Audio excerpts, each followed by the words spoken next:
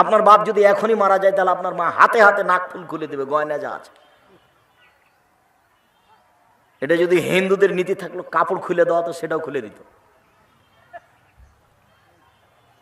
কেননা হিন্দুদের নীতি স্বামী মারা গেছে নাক ফুল খুলতে হবে কেন?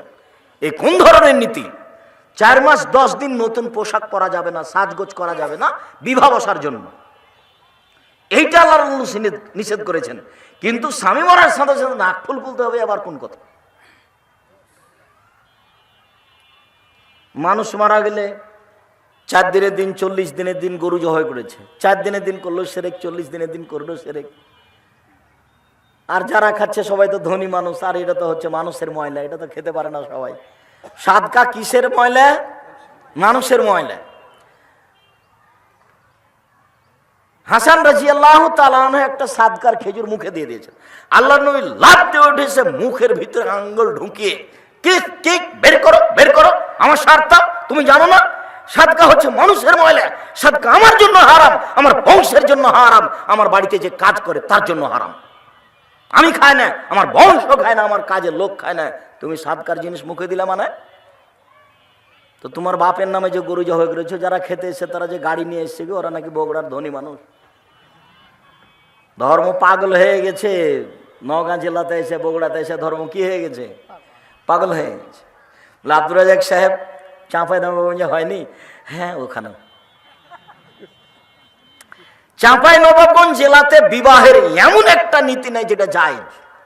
আমি 30 বছর থেকে বলে আসছি, বিবাহের এমন একটা নীতি নাই চাঁপাইনবাবগঞ্জ জেলাতে যেটা জায়েজ, সবই হারাম। আর যেটা বগুড়া গাইবান্ধাতে আছে সেটা আরো এক অবাক লাগে, মনে হচ্ছে যে হিন্দুদের নিয়ম।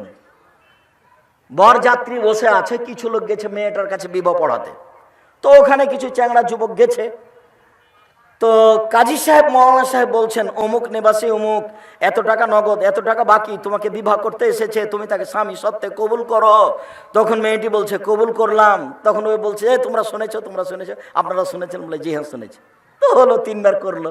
তারপর এখানে আসলো, এখানে এসে লোকগুলো দাঁড়িয়ে আছে। আমি জানি না আপনাদের বৈঠক কেমন, আমি এরকম দেখেছি গাইবান্ধায়, বগুড়ায়। তো সবাই দাঁড়িয়ে আছে। এখন বসে থাকা লোকগুলি বলছে, আপনারা কে? বলছে আমরা এই বিবাহের উকিল। আচ্ছা, মেয়ে কবুল করেছে? জি করেছে। আপনারা কি শুনেছেন? জি শুনেছি। তাহলে বসেন। মনে হচ্ছে পাগলামি কারবার। হিন্দুর বিবাহতে কলার গাছের চতুর্দিকে ঘুরে, তাই চতুর্দিকে ঘুরছে, ধর্ম পাগল হয়ে গেছে। চাঁপাইনবাবগঞ্জ জেলাতে বিবাহের শুরু থেকে নিয়ে শেষ পর্যন্ত একটা কাজও জায়েজ নয়, সবই হারাম। আমি মনে করছি এই এলাকাতেও তাই। এই দেশ হলো শিরক আর বেদাত দিয়ে ঘেরা, একেবারে পরিপূর্ণ হয়ে আছে শিরক বেদাতে। মহান আল্লাহ বলেন, ওয়ালা তুশরিকু বিহি শাই, বিন্দু মাত্র আল্লাহর সাথে শিরক করো না। ওয়াবিল ওয়ালিদাইনি ইহসানা, পিতা মাতার সাথে ভালো আচরণ করো। এটা খুব কঠিন। 1 নম্বরে শিরক থেকে বেঁচে থাকা খুবই কঠিন। 2 নম্বর বাপ মায়ের সাথে ভালো আচরণ করা খুবই কঠিন। যেদিন মা আব্বু আব্বু বলে ডাকে, আদর করে গোসল করিয়ে দেয়, ভাত খাওয়ায়, সেই দিন মাকে সম্মান করা বড় কথা নয়। যেদিন বউ স্ত্রী সব কথায় মায়ের বিরুদ্ধে বলছে, সকালে উঠে দেখছি যে মাটির উপরে সবচেয়ে খারাপ মানুষ মা। আরে যা বলে সবই উল্টা, আর আসলেই উল্টা। এখন মাকে ভালোবাসা যাবে কি না, তার নাম ভালোবাসা। বুঝাতে পারিনি কথা। একটা লোক এসে বলছে, আল্লাহর নবী, আমি বাপ মায়ের সাথে কি আচরণ করব, বাপ মা আমার কাছে কি পায়? তখন আল্লাহ রাসূল বলছেন, বলো কি? হুমা জান্নাত কোন নারকা, তারা 2জন তোমার জাহান্নাম, তারা 2জন তোমার জান্নাত। বাপ মা তোমার জাহান্নাম, বাপ মা তোমার জান্নাত, বাপ মা তোমার জাহান্নাম, বাপ মা তোমার জান্নাত, বাপ মা তোমার জাহান্নাম, বাপ মা তোমার জান্নাত। ওর সন্তুষ্টই জান্নাত, ওর অসন্তুষ্টি জাহান্নাম। টিকে থাকা খুবই কঠিন। একবারে বাস্তব দেখতে পাবেন তাকিয়ে, যে আপনার ছেলে খেতে বসেছে, আপনার বোনের ছেলে খেতে বসেছে, আপনার মা মাছের মাথাটা, বড় টুকরাটা আপনার বোনের ছেলেকে দিয়ে দিল, আপনার ছেলেকে দিল না। আপনি এখন দেখবেন যে সবচেয়ে খারাপ মানুষ দেখছি এই গ্রামে আমার মা। অন্য কেউ খাওয়ালে আমার ছেলেকে মাছের মাথাটা দিত, কিন্তু আমার মা তো দিল না। আপনি যে 5,000 টাকা দিয়েছেন আম্মা আপনি খাওয়া করবেন, 500 টাকায় দিচ্ছি খাবেন, আপনি খবর নিয়ে দেখেন আপনার মা কখন আপনার বোনকে দিয়ে পাঠিয়ে দিয়েছে। যা করে সবই উল্টা, এ কথাই ঠিক। তারপরে মুখ খুলতে পাবেন না, যা করছে করতে দিতে হবে, আপনি মুখ খুলতে পাবেন না, মুখ বন্ধ করে রাখতে হবে। তার নাম ধৈর্য, তার নাম বাপ মাকে মেনে নেওয়া। বউ যা বলছে সব ঠিকই বলছে, কিন্তু মায়ের বিরুদ্ধে বলছে। কথা ঠিক আছে বউয়ের, কিন্তু কথা মায়ের বিরুদ্ধে আছে, এটাই মা বলেছে। এরপরেও বউয়ের কথা শোনা যাবে না। বউয়ের কথা শুনলে মায়ের সম্মান রক্ষা করা যাবে না, এটাই চূড়ান্ত। অতএব বউয়ের কথা শুনে বউয়ের উপরে খেপে যেতে হবে না, বউকে মারতেও হবে না। বউকে চট করে জানি তালাকের কথা বলেন না, এই তোকে 3 তালাক, 1 তালাক, 2 তালাক, 3 তালাক, এইভাবে বলেন কেন? এটা তো বেকায়দা হয়ে গেল। মন খারাপ হলে 2-1 লাঠি মারবেন, কিন্তু তালাক শব্দ জানি ব্যবহার করেন না,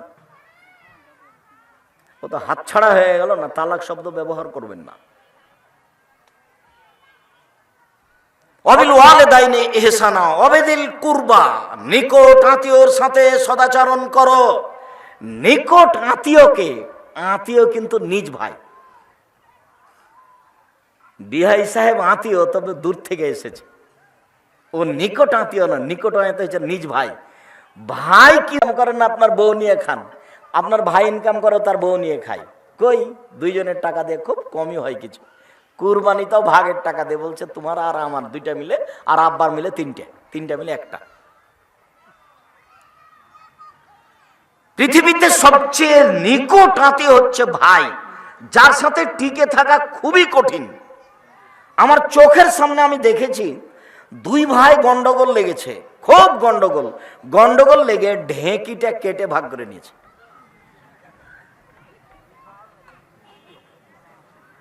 এর নাম ভাই, এর সাথে টিকে থাকা খুব কঠিন। আপনার বড় ভাইয়ের সাথে গন্ডগোল হয়েছে, আপনাকে হাত ধরে ক্ষমা নিতে হবে, এ কথাই ঠিক। ভুল আপনার বড় ভাইয়ের, আপনাকে হাত ধরে ক্ষমা নিতে হবে, এ কথাই ঠিক, এটাই নীতি। আপনি মনে কিছু নিয়েন না, 24 ঘন্টার মধ্যে আপনি আপনার ভাইয়ের হাত ধরে ক্ষমা নিবেন, এটাই জরুরি। নাহলে অযথা ইবাদত করছেন, কিছু হয় না। রাগারাগি করে এইভাবে চলে কোনো লাভ নেই। যার জন্য আমি দিনী বোনদেরকে বলি যে স্বামীর সাথে গন্ডগোল হয়েছে না হয় তো স্বামীর সাথে কথা বলেন না। 1 গ্লাস পানি নিয়ে যে সামনে এভাবে থ্যাকস করে রেখে চলে যাচ্ছেন, এভাবে তো ইবাদত কবুল হবে না। আমি আপনাকে এই স্বামীর সাথে থাকতে বাধ্য করিনি, তবে আমি অনুরোধ করছি থাকেন। কেননা পৃথিবীর অবস্থা খুব এটা ভালো নয়। এই স্বামীকে ছেড়ে দিয়ে আরেকজন ধরলে সেটা যে ভালো হবে এটার নিশ্চয়তা কি আছে? বুঝলাম আপনাকে গালি দেয়, আপনার স্বামী মুখ খারাপ, গালি দেয়, এ কথাই ঠিক। আপনার স্বামীর আচরণ খারাপ, মারে, এ কথাই ঠিক। এরপরেও আমি অনুরোধ করছি, আমি আপনার দিনী ভাই, আপনার দিনী ভাই হিসাবে আমি বলছি আপনার স্বামীকে মেনে চলেন, জান্নাত হবেই।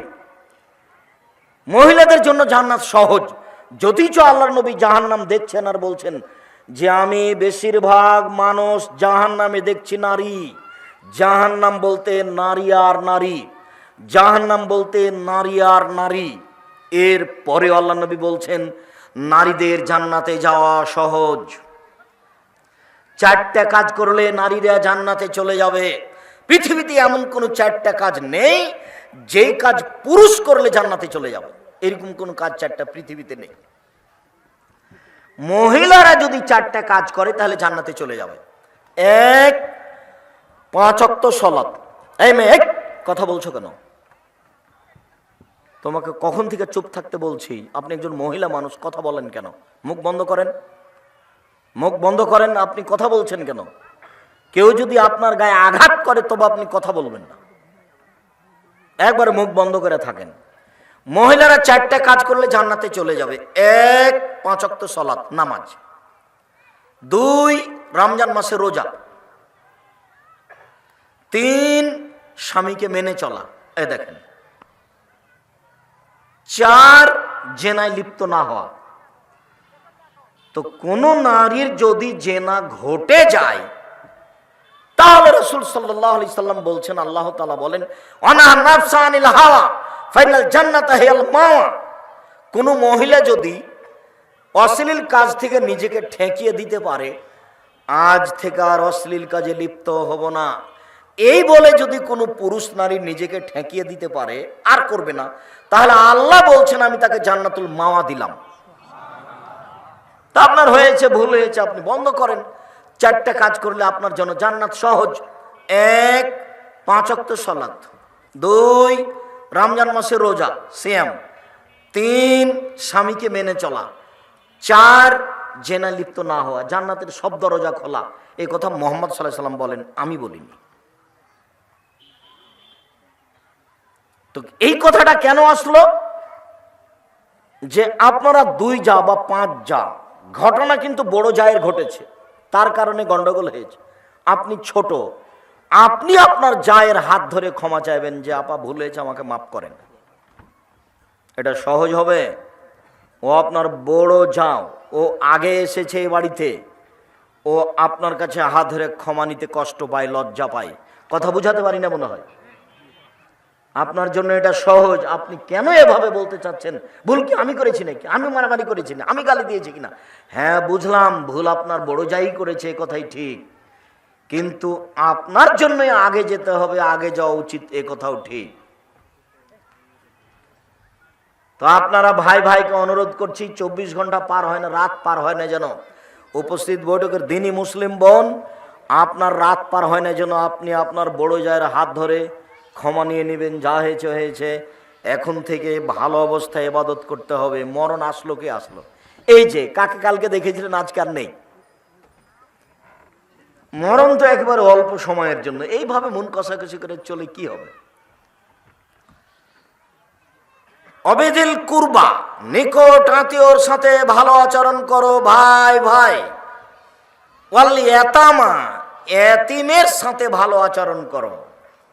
এতিম লালন পালন যারা করে তাদের বিষয়েই, যাদের ভাই মারা গেছে, ভাতিজা ভাতিজি আছে, তাদের ব্যাপার, তারাই বেশি বিপদে। ভাই মারা গেছে, ভাতিজা ভাতিজি আছে, প্রতারণা দিয়ে জমি দখল করে নিয়েন না, সব সময় খোঁজ রাখতে হবে তাদের। আল্লাহর নবী বলেন, পৃথিবীর মানুষ শুনে রেখো, কেউ যদি এতিমের দেখাশোনা করে তাহলে সে ব্যক্তি আর আমি জান্নাতে এভাবে থাকব। তর্জনী এবং মধ্যম আঙ্গুলকে তিনি জমা করলেন, অফাররাকা বাইনাহুমা, দুইটার মধ্যে একটু ফাঁকা করলেন। দেখো দেখো দেখো, এতিমের যে লালন পালন করে সে ব্যক্তির আমি জান্নাতে এভাবে থাকব। তর্জনী মধ্যমায় 2টি আঙ্গুল দিয়ে ইশারা করলেন, মধ্যে একটু ফাঁকা রাখলেন। এখানে আর একটা কথা আছে, আল্লাহ নবী বলছেন, কেউ যদি 2টা বেটির লালন পালন করে, মেয়ের শিক্ষা দীক্ষা দেয়, বিবাহ শাদী দিয়ে দেয় বাপ হয়ে, তাহলে আমি মুহাম্মদ সাল্লাল্লাহু আলাইহি সাল্লাম আর ওই বাপ জান্নাতে একসাথে থাকবো। তখন আঙ্গুল 2টি দেখালেন, তখন জমা করে দিয়েছে। মেয়ের লালন পালনের দাম বেশি। 10টা ছেলেকে মাস্টার ডিগ্রি পাস করালে জান্নাত হবে, এ কথা মুহাম্মদ সাল্লাল্লাহু আলাইহি সাল্লাম বলেননি। পড়াতে হবে, আপনি বাধ্য, তাই পড়াচ্ছেন। জন্ম দিয়েছেন, পড়াবেন, আপনি বাধ্য। এর বিনিময়ে জান্নাত হবে, এই কথা মুহাম্মদ সাল্লাল্লাহু আলাইহি সাল্লাম বলেননি। বড় ওকে লাঠি দিয়ে পিটাতে হবে, এই কথা মুহাম্মদ সাল্লাল্লাহু আলাইহি সাল্লাম বলেন। কিন্তু 2টা মেয়ে লালন পালন করেন, তখন বিনিময় জান্নাত। তখন আঙ্গুল 2টি আল্লাহ রাসূল কিভাবে দেখালেন বলেন তো? মনে থাকবে না মনে হয়? তখন জমা হয়েছিল। আর যখন দেখাচ্ছিলেন এতিম, আর যখন দেখাচ্ছিলেন এতিম, তখন একটু ফাঁকা করেছিলেন। অল ইয়াতামা, এতিমের লালন পালন। আনাস রাদিয়াল্লাহু তাআলা আনহু বলেন, যা রাজুলুন নবী সাল্লাল্লাহু আলাইহি শাক্কা কলবহু কাসওয়াতা কলবিহি, আল্লাহর নবীর নিকটে একটা লোক এসে বলল, আল্লাহর নবী, আমার অন্তরটা খুব শক্ত, মানুষ টাকা পয়সা চাইলে দিতে পারি না, কৃপণতা চেপে ধরে, ভেতরে কোনো মায়া মহব্বত বোঝা যায় না। এইখানে আর একটা বাক্য বলে রাখছি, যেটা আরো 2-1 দিন বলেছি, মনে আছে? এই ছেলে শোনো, তোমাকে বলছি, আজ থেকে বাড়িতে বের হলে তুমি তোমার মাকে বলে দিও, আম্মা কিছু খুচরা টাকা আমার পকেটে দিবেন, 5-10 টাকা 20 টাকা। ফকির ভিক্ষা চাইলে আমি যেন বের করে দিতে পারি। ফকির ভিক্ষা চাই, তখন আমার পকেটে 500 টাকা নোট থাকে, আমি তখন বলি আমাকে মাফ করো। আমি ফকিরের কাছে কত ক্ষমা চাইবো মা? আপনি আমাকে কিছু খুচরা টাকা দিয়েন, তার আপনাকে বলছি স্ত্রীকে বলে দিয়েন তার স্বভাব পরিবর্তন করতে হবে। স্ত্রীর স্বভাব হতে হবে আপনার মায়ের মতো। আপনার মা 16 জন মানুষের ভাত রান্না করতে কোনোদিন ভারী মনে করেনি। আপনারা ছিলেন 10 ভাই বোন, বাড়িতে ছিল 2 জন কিষান কামলা, 12 জন। তারপরে আপনার বাপ মা 14 জন। আপনার বাপের অভ্যাস ছিল মসজিদ থেকে ফকির ধরে আনা, 2 জন ফকির ধরে নিয়ে এসছে রাতে। 16 জন মানুষের ভাত রান্না করতেন আপনার মা, ঢেঁকিতে ধান ভেঙে কোনোদিন ভারী হয়নি। আপনার স্ত্রী যেখানে ভাত রান্না করে সেখানে শোকে সব কিছু আছে ফ্রিজে। রাত 10টা 11টার সময় আমাকে নিয়ে গেছেন, গিয়ে বলছেন খালেদা উঠো মেহমান আছে। তখন আপনার স্ত্রী নাক সিটকে নিতে বলছে, হ্যাঁ বাজার থেকে মেহমানকে খাওয়িয়ে নিয়ে আসনি, এখন বিরক্ত করো।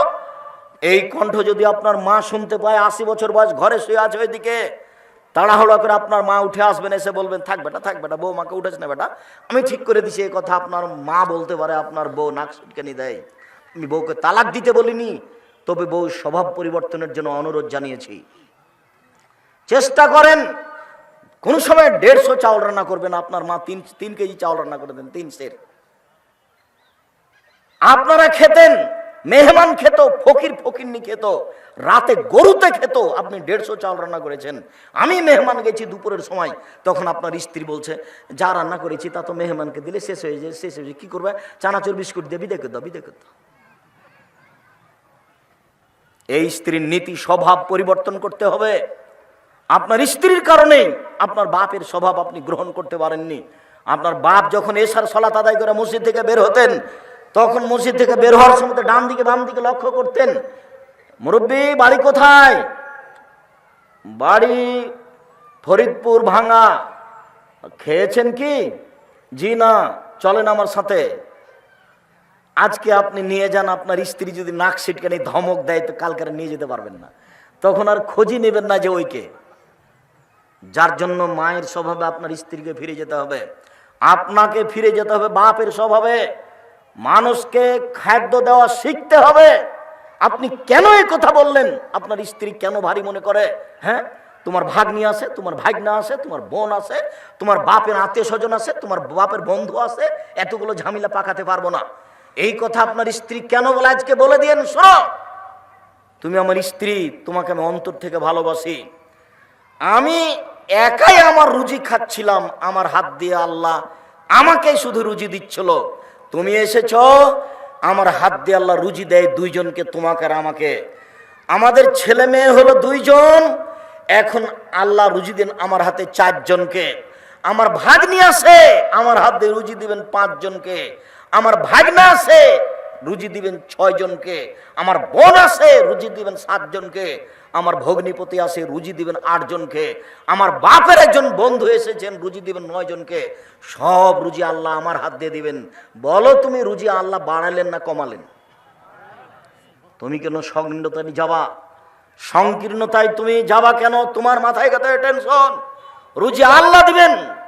তুমি আজকে বলে দিবে আম্মা চিন্তা করবেন না, আপনাকে পৃথক হতে হবে না, আপনি আমার কাছে খাবেন, আব্বা আমার কাছে খাবে, বোন আমার কাছে খাবে, ভাগনা আমার কাছে খাবে, ভাগ্নি আমার কাছে খাবে, দুলা ভাই আমার কাছে খাবে, আমার বাপের যত আত্মীয় স্বজন আছে সব আমার কাছে খাবে। চিন্তা করবেন না, আল্লাহ ব্যবস্থা করে দিবেন। আপনি 3 মাস পদক্ষেপ নেন, বরকত বেশি হয়েছে। বরকত ভিন্ন জিনিস, রুজি ভিন্ন জিনিস। কতবার বললাম, রুজি ভিন্ন জিনিস, বরকত ভিন্ন জিনিস। প্রত্যেকটা জিনিসে বরকত আছে। এই টেবিলটা তো বরকত আছে। টেবিল একটা জিনিস, এতে বরকত আছে। কি আব্দুল রাজাক সাহেব, বরকত বুঝতে পারলেন না? আপনার দাদার হাতের একটা টেবিল বানানো আছে, 50-60 বছর থেকে আছেই। আপনার বাপ বা আপনি একটা কাল টেবিল বানিয়েছেন, টেবিলটা বানিয়ে এখানে রেখেছেন, বই শুধুমাত্র মিস্ত্রিটা বের হয়েছে, আর উপরে একটা বস্তা ছিল, টেবিলের উপরে পড়ে টেবিলটা ভেঙে গেল। বুঝাতে পারলাম না? তার নাম বরকত। ওটা তা আছে, এতে বরকত নেই। রুজি ভিন্ন জিনিস, বরকত ভিন্ন জিনিস। আল্লাহ নবী বললেন ফাকদিরহুলি ওয়া ইয়াসসিরহুলি ওয়া বারিকলি ফিহি, আল্লাহ এই কাজ আমাকে করতে দাও, এই কাজে আমাকে এতে বরকত দাও, এই কাজ আমার জন্য সহজ করে দাও। 3টা কথা লাগবে। বগুড়া জজের সাথে আমার 10 লক্ষ টাকার চুক্তি হয়েছে, আমার ভাইকে ছেড়ে দিবে। আমি 10 লক্ষ টাকা জজের হাতে দিয়ে দিয়েছি। আমি এখন শক্তিশালী, আমি এখন পারবো। কিন্তু কাজটা সহজ হয়নি। জজ আসছিল, রাস্তায় গাড়ি অ্যাক্সিডেন্ট হয়ে হাত ভেঙে গেছে, জজ আসলেন না, এজলাসে বসলেন না, সিদ্ধান্ত হলো না। তার মানে কাজ সহজ হলো না। টাকা দিয়েছি, সক্ষম হয়েছি, জজ এসে বসেছেন, কাজ সহজ হয়েছে। আমার ভাইকে ছেড়েও দিয়েছেন, জেল থেকে বের হয়ে গেছে, গেট থেকে বের হতে না হতেই আবার আটকা পড়েছে, বরকত হলো না। বোঝাতে পারেনি। আল্লাহ নবী এভাবে বলছেন, আল্লাহ কাজ করতে সক্ষম করো, কাজ সহজ করে দাও, কাজে বরকত দাও। কাজে এই কথা আপনাকে মনে রাখতে হবে। অন্তর খুব শক্ত আল্লাহর নবী। তখন আল্লাহ রাসূল বলছেন, শোনো শোনো শোনো, আতিমিত্তম আল মিসকিন, দুস্থ গরিব ফকির মিসকিনকে খেতে দাও। অমসারা আসাল এতিম, এতিমের মাথায় হাত বোলাও, এরিক্য কালবুক, তাহলে অন্তরটা নরম হয়ে যাবে। ফকিরকে ভিক্ষা দেওয়া সহজ হবে। কমি খারেজি মাদ্রাসা একটু দান চাইলে সহজে 5 কেজি ধান বের করে দেওয়া যাবে। আবার তখন কাজের লোককে বলা যাবে না, এই শোনো, ওই চিটা পাতান ধানগুলো আছে, আসলে 10 কেজি দিয়ে দিস তো। এটা আপনার আর তখন অন্তর থেকে আসবে না। কেন? উপর থেকে ওটা বন্ধ হয়ে গেছে। বুঝাতে পারলাম না মনে হয়। অন্তর নরম হবে 2 কাজ করলে। কি? 1, আমি বলিনি, মুহাম্মদ সাল্লাল্লাহু আলাইহি ওয়াসাল্লাম বলেছে, 1 ফকির মিসকিনকে খেতে দাও, 2 এতিমের মাথায় হাত বলা। যেটা আমার মা চাচি, আপনার মা চাচি বলতেন এতিমের মাথায় হাত দাও, এটা আল্লাহ রাসূলের কথা, এমনি স্বাভাবিক কথা নয়। আল ইয়াতামা ওয়াল মাসাকিন, ফকির মিসকিনকে খেতে দাও, ওর সাথে সদাচরণ করো। ফকির মিসকিনকে খেতে দিলে একসাথে 3টা নেকি হবে, 3টাই জটিল। 1 কাল মুজাহিদ, যুদ্ধ করলে যে নেকি হয়, ফকির মিসকিনকে খেতে দিলে সেই নেকি হবে। 2 অল কায়েম, রাতে তাহাজ্জুদ পড়লে যে নেকি হয়, ফকির মিসকিনকে খেতে দিলে সেই নেকি হবে। 3 অসায়েম, নিয়মিত নফল রোজা থাকলে যে নেকি হয়, ফকির মিসকিনকে খেতে দিলে সেই নেকি হবে। প্রত্যেকটার বিনিময়ে ভিন্ন ভিন্ন জান্নাত। মুজাহিদ জান্নাতে চলে গেছে, রাতে তাহাজ্জুদ পড়ে জান্নাতে চলে গেছে, মানুষ যখন ঘুমিয়ে, দামি জান্নাত। 3 নফল সিয়াম, নফল রোজা, দামি জিনিস। ইবাদতের জগতের সবচেয়ে দামি ইবাদত হলো সিয়াম, রোজা। তাহলে 3টারই ভিন্ন ভিন্ন মর্যাদা, জান্নাত। এবার একসাথে 3টার নেকি পাবো কি করলে? ফকির মিসকিনকে খেতে দিলে। ভুলেও কোনোদিন রাগ করবেন না, মেজাজ তো আপনার খুব কড়া। দরজায় ফকির বসে আছে, মোটর সাইকেল নিয়ে ঢুকছিলেন, জায়গা একটু কম, শরত শরত, ভিড় জমায় এখানে দুপুরের টাইমে, খাওয়ার টাইমে ঝামেলা পাকাচ্ছে। এই কথা যদি আপনার মা শুনে নাই, তাহলে বলবে থাক বেটা থাকবে, তোর বিরক্ত হোক কেন, ওকে একটু খেতে দিলি চলে যাবে। আপনি বলছেন এভাবে, আর আপনার মা বলছে এভাবে। কি পড়াশোনা শিখলেন? কোনটা হলো এটা? খালি চিল্লা চিল্লি করলে হবে অমুকের চরিত্র ফুলের মতো পবিত্র, এভাবে হবে? ভুলেও কোনোদিন ফকির মিসকিনের উপরে রাগ করবেন না, যতবার চাচ্ছে চাক। আর মুরব্বী আপনাকে বলছে, স্ত্রীকে বলে দিন খুচরা টাকা নিয়ে বের হতে হবে বাড়ি থেকে, 50টা 100টা 200টা, যত ফকির মিসকিন আসবে 10টা করে দিবেন, 5টা টাকা করে দিবেন। প্রস্তুতি নিয়ে বাড়ি থেকে বের হবেন। কেন? আপনি বলেন মাফ করো, কেন বলবেন মাফ করো? কি অসুবিধা এত মাফ করো বলবেন কেন? সে যেই হোক, যে ভিক্ষা চাচ্ছে, অভিত্তশালী হোক, ঘোড়ায় চড়ে আসুক না কেন, চাইলে দিবেন। যখন নিজে থেকে কাউকে দিতে যাবেন, খেতে দিবেন, তখন দেখতে হবে পরহেজগার কিনা। বুঝাতে পারলাম না কথা? যে খেতে চেয়েছে ও পরহেজগার কিনা, এটা দেখার সুযোগ নাই। কিন্তু আপনি নিজে থেকে যাকে খেতে দিবেন দাওয়াত দিয়ে, তাকে কেমন হতে হবে? পরহেজগার। আল্লাহ রাসূল বলছেন, লা তোমার তোয়ামাকিল্লা তাকিয়া, পরহেজগার ছাড়া তোমার খাদ্য যেন না খায় কেউ, ফাসেক যেন তোমার খাদ্য না খায়। আর ও ভিক্ষুক, ও হিন্দু হোক, মুসলমান হোক, বৌদ্ধ হোক, খ্রিস্টান হোক, চামার হোক, ডম হোক, মুচি হোক, মেথর হোক, মদ খায়, ও আপনার কাছে খেতে চেয়েছে, আপনি সহযোগিতা করেন। ভিক্ষে চেয়েছে, সহযোগিতা করেন। নিজে থেকে যখন আপনি খাওয়ার দিবেন, তখন আপনি পরহেজগার খুঁজবেন, নইলে রাসূলকে অমান্য করা হবে। সম্মানিত দিনী ভাই বোন, অল ইয়াতামা ওয়াল মাসাকিন অল জারিজিল কুরবা, নিকট প্রতিবেশীর সাথে সদাচরণ করো। ওয়াল জারিল জুনুব, দূর প্রতিবেশীর সাথে সদাচরণ করো, প্রতিবেশী। সংক্ষিপ্ত, এই কথাই ছিল লম্বা, এরপরও কারণবশত সংক্ষিপ্ত করতে হচ্ছে। রাসূল সাল্লাল্লাহু আলাইহি সাল্লাম বলেন, আল্লাহে লা ইয়াদখুলু, আল্লাহর কসমও জান্নাতে যাবে না। আল্লাহে লা ইয়াদখুলু, আল্লাহর কসমও জান্নাতে যাবে না। আল্লাহে লা ইয়াদখুলু, আল্লাহর কসমও জান্নাতে যাবে না। কিলা মান ইয়া রাসূলুল্লাহ, কে জান্নাতে যাবে না সেটা তো বলবেন, যাবে না কে? আপনি যে বলছেন আল্লাহর কসম যাবে না, আল্লাহর কসম যাবে না, আল্লাহর কসম যাবে না, কে যাবে না? তখন আল্লাহ রাসূল বলছেন, মানলা ইয়ামান জারহু বাওয়াইকাহু, যে তার প্রতিবেশীকে কষ্ট দেয় সে জান্নাতে যাবে না। বুখারী মুসলিম।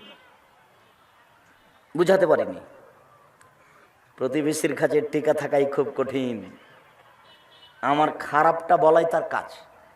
আমি ঢাকায় আছি, আপনি ঢাকায় আছেন, তা আপনি বলছেন আম্মা এক কাজ করেন তো আম্মা, ওই যে আমাদের পাড়ার পাশে যে চাচি ছিল না, ওই চাচিকে 500 টাকা দিন তো আম্মা। তখন আপনার মা বলছেন, করেছিস কি, সব সময় তোর বদনাম করে, ওকে টাকা দিবি? জামা ওকে দিতে হবে। চাঁপাইনবাবগঞ্জের ভাষাতে বলে, শত্রুকে বড় পিঠে বসতে দিতে হয়।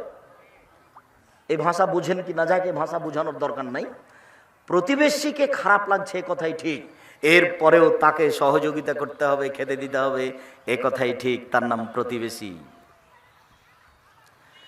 আবু হুরায়রা রাদিয়াল্লাহু তাআলা আনহু বলেন, রাসূল সাল্লাল্লাহু আলাইহি ওয়াসাল্লাম বলেছেন, মান কানা ইউমিন বিল্লাহি ওয়াল ইয়াউমিল আখির ফালা ইউজিরাহু, যে ব্যক্তি আল্লাহকে বিশ্বাস করে, পরকালকে বিশ্বাস করে, সে যেন প্রতিবেশীকে কষ্ট না দেয়। আয়েশা রাদিয়াল্লাহু তাআলা আনহা বলেন, রাসূল সাল্লাল্লাহু আলাইহি সাল্লাম বলেছেন, লা তাজালু জিবরাইল ইউসিনি বিল জারে, জিবরাইল যখনই আসেন তখনই বলেন প্রতিবেশীর সাথে ভালো আচরণ করবেন। জিবরাইল যখনই আসেন তখনই আমাকে বলেন প্রতিবেশীর সাথে ভালো আচরণ করবেন। জিবরাইল যখনই আসেন তখনই বলেন প্রতিবেশীর সাথে ভালো আচরণ করবেন। জানান তো, আমি মনে করলাম, বলার কারণে মনে করলাম, এত বলতে লাগলেন, বলার কারণে মনে হচ্ছে সৈয়রসহু, কখন এসে বলবেন যে জমি দিয়ে দিতে হবে, ভাগ দিতে হবে। বাক্য বুঝা গেল না। মানে জিবরাইল এত বলাতে মনে হচ্ছে যে কখন এসে জিবরাইল আমাকে বলবেন যে প্রতিবেশীকে কি দিতে হবে, জমির ভাগ দিয়ে দিতে হবে। জমির ভাগ তো আমার ভাই পাবে, জমির ভাগ তো আমার বোন পাবে। জানি না বাপ মরার পরে আপনাদের এলাকাতে জমি ভাগ হওয়া দেরি হয় নাকি।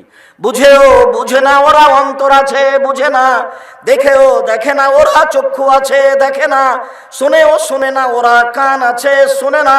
উলায়েকা কালানাম, তারা পশু প্রাণীর মতো, তারা গরু ছাগলের মতো, তারা কুকুর শ্রীগালের মতো। বাল হাজাল, বরং তার চেয়ে খারাপ।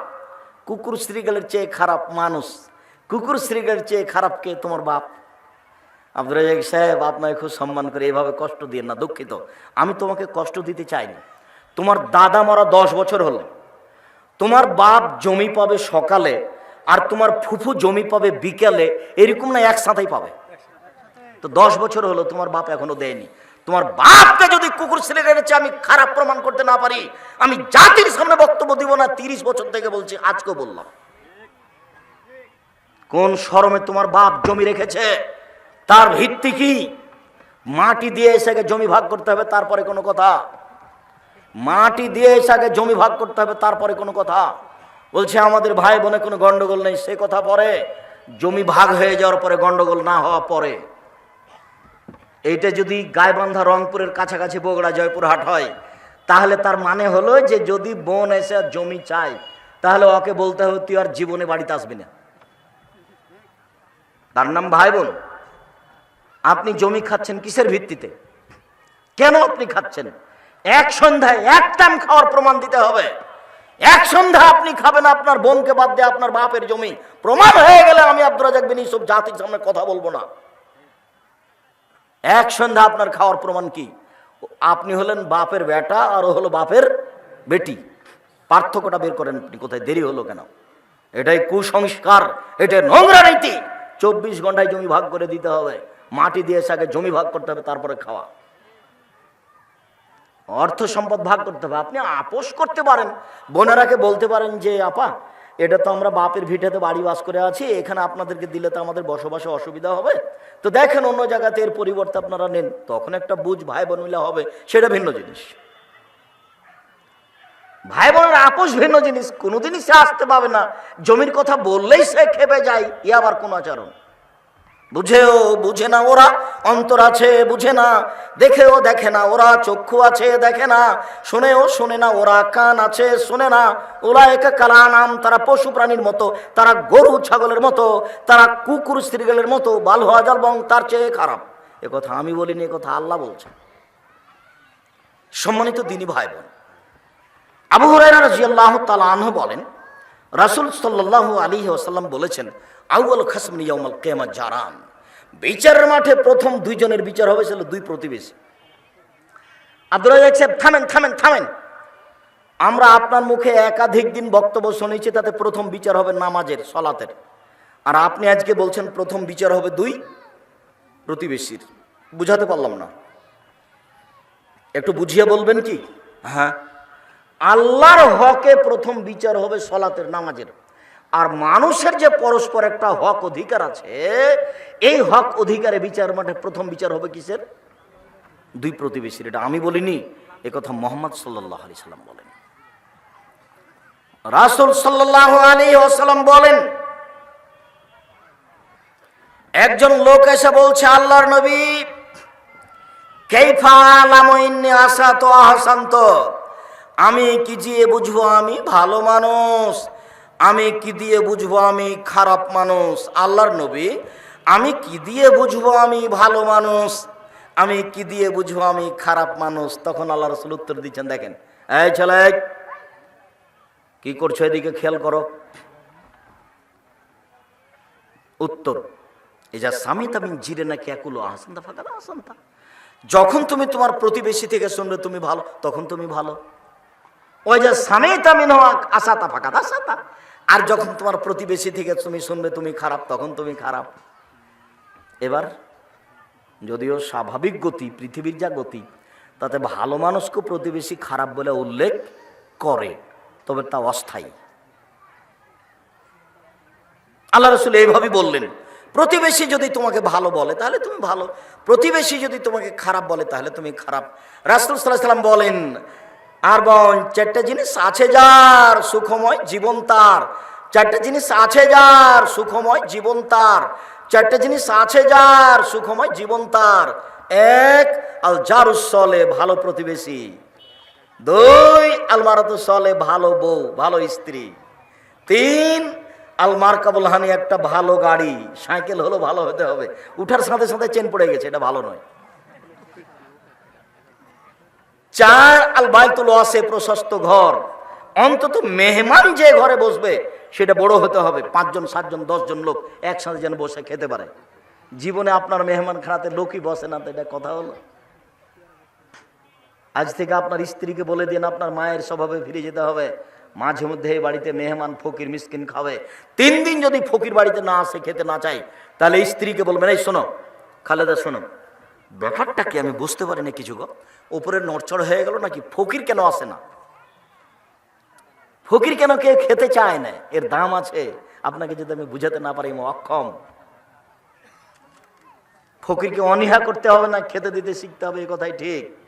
রাসূল সাল্লাল্লাহু আলাইহি সাল্লাম বলেন, রাসূল সাল্লাল্লাহু আলাইহি সাল্লামকে বলা হলো, আল্লাহর নবী, ইন্না ফুলানাতান তুজকারু মিন কাসরাতি সালাতিহা সামিয়া সাদাকাতিহা গায়না তুজ জিরানা বিলিসানিহা, আল্লাহর নবী, অমুক মহিলার ব্যাপারে বলা হচ্ছে ও বেশি বেশি সালাত আদায় করে, 1, 2 বেশি বেশি সিয়াম পালন করে, নফল রোজা, 2, 3 বেশি বেশি দান খায়রাত করে, তবে জিভা দিয়ে মানুষকে কষ্ট দেয়, ও মুখ দিয়ে মানুষকে কষ্ট দেয়।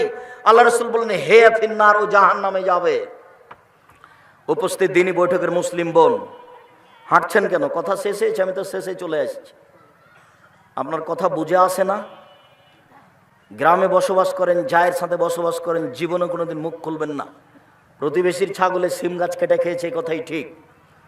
প্রতিবেশীর ছাগলে আপনার গাছপাতা নষ্ট করেছে, এই কথাই ঠিক। প্রতিবেশীর গরু ছুটে গিয়ে আপনার জমিতে ধান খেয়েছে, এই কথাই ঠিক। সিম গাছে সিম ধরে ধরে এই সিম গাছ প্রতিবেশীর ছাগলে কেটে দিয়েছে, এটা সহ্য করা কঠিন। এ কথাই ঠিক। এরপরেও মুখ খুলবেন না। আল্লাহ নবী বলছেন তাহাজ্জুদ পড়ে জান্নাত হবে না। দান খায়রাত করে ইবাদতের জগতে সবচেয়ে দামি, শক্তিশালী, পাওয়ারফুল ইবাদত দান। এরপরেও যদি মুখ খারাপ থাকে তাহলে জান্নাত হবে না। আল্লাহ নবী অমুক মহিলা বেশি বেশি সলাত আদায় করে না, কম কম করে, বেশি বেশি সিয়াম পালন করে না, কম কম করে, বেশি বেশি দান খায়রাত করে না, কম কম করে, তবে মুখে কাউকে কষ্ট দেয় না, হিয়া ফিল জান্নাত, ও যাবে জান্নাতে। আল্লাহ রাসূলের মুখের ভাষা আমি অনুবাদ করে শোনালাম। সম্মানিত দিনী ভাই বোন, আমরা আলোচনার শেষে চলে আসলাম। শেষে চলে এসে আপনাদের নিকটে আমার জরুরি অনুরোধের 1 নম্বর অনুরোধ, মানুষের জীবনে সবচেয়ে জরুরি কাজ 5 ওয়াক্ত সালাত। এর চেয়ে পৃথিবীতে কোনো জরুরি কাজ নেই। মানুষের জীবনে জরুরি কাজ হচ্ছে হালাল রুজি,